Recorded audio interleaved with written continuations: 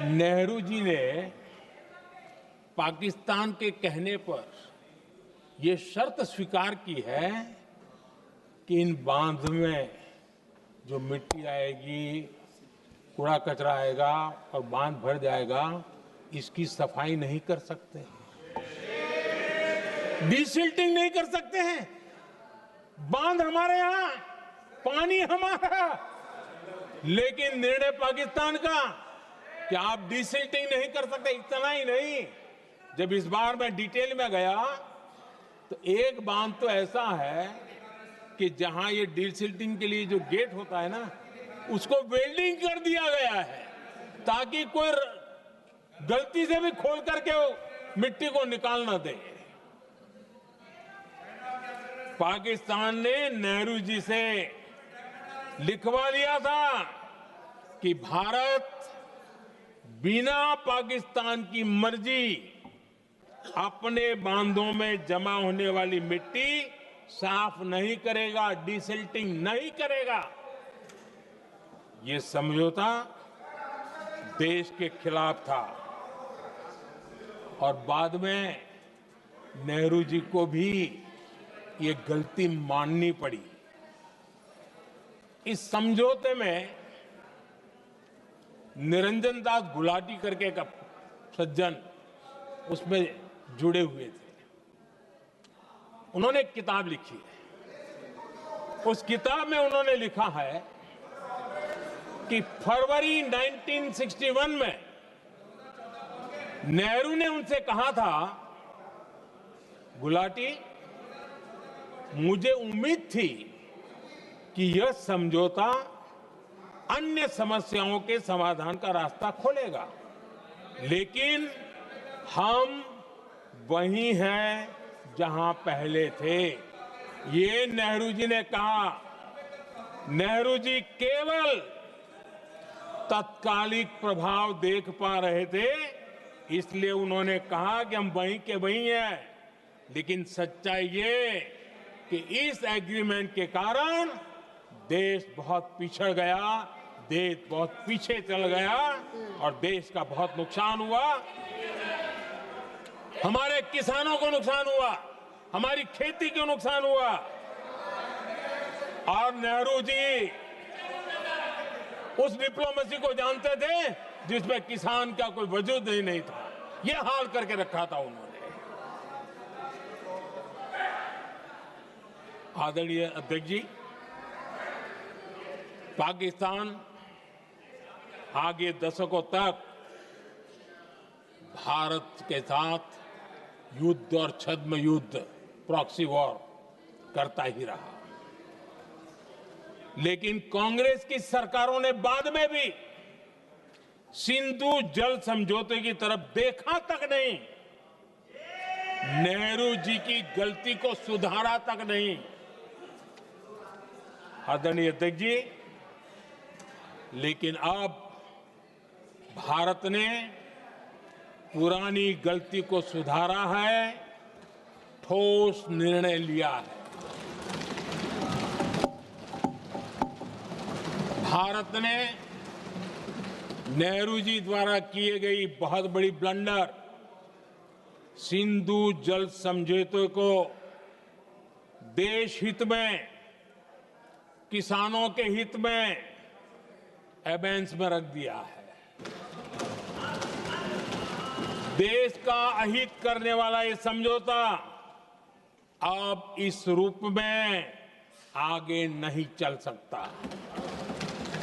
भारत ने तय कर दिया है, खून और पानी साथ साथ नहीं बह सकते।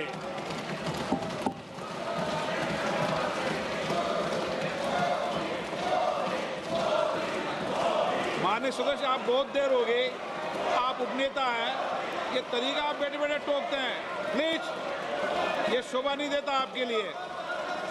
बैठिए बैठिए बैठिए आदरणीय, शोभा नहीं देता आपका। अध्यक्ष जी, आप उपनेता, अपनी मर्यादा बना के रखें। चलिए बैठिए। वहां बैठे साथी आतंकवाद पर लंबी लंबी बातें करते हैं। जब ये सत्ता में था, जुड़े हुए हैं। जब इनको राज करने का अवसर मिला था, तब देश का हाल क्या है, क्या रहा था, वो आज भी देश भूला नहीं है। 2014 से पहले देश में असुरक्षा का जो माहौल था, अगर वो आज याद भी करे ना, तो लोग सिहर जाते हैं। आदरणीय अध्यक्ष जी, हम सबको याद है, जो नई पीढ़ी के बच्चे हैं उनको पता नहीं है, हम सबको पता है। हर जगह पर अनाउंसमेंट होता था, रेलवे स्टेशन पर जाओ, बस स्टैंड पर जाओ, एयरपोर्ट पर जाओ, बाजार में जाओ, मंदिर में जाओ, कहीं पर भी जाओ, जहां भी भीड़ होती है, कोई भी लावारिस चीज दिखे छूना मत, पुलिस को तुरंत जानकारी देना, वो बम हो सकता है। हम 2014 तक यही सुनते आए थे, ये हालात करके रखा था। देश के कोने कोने में यही हाल था।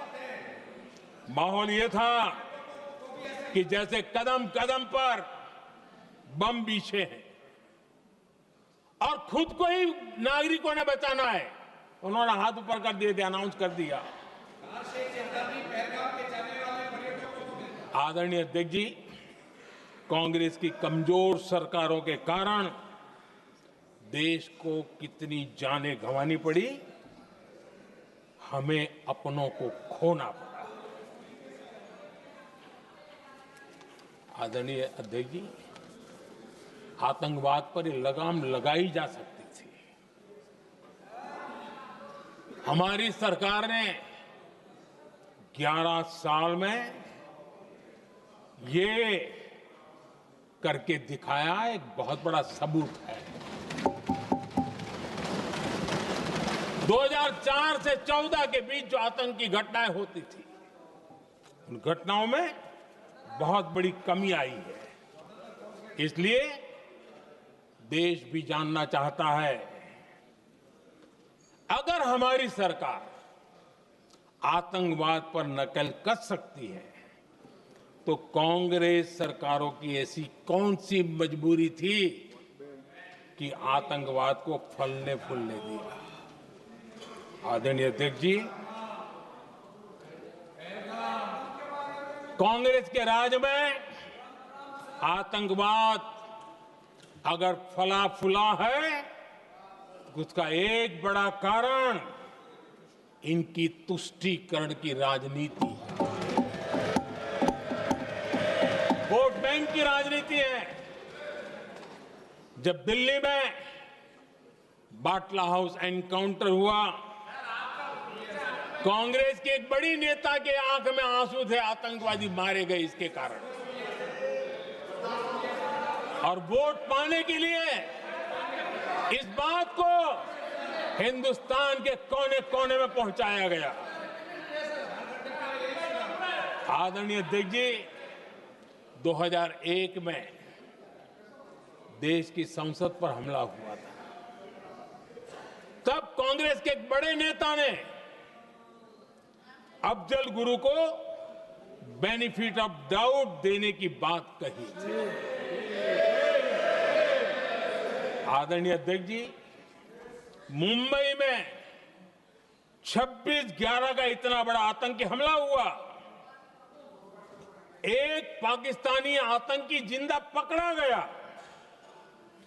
पाकिस्तान की मीडिया ने, दुनिया ने यह स्वीकार किया कि ये पाकिस्तानी है,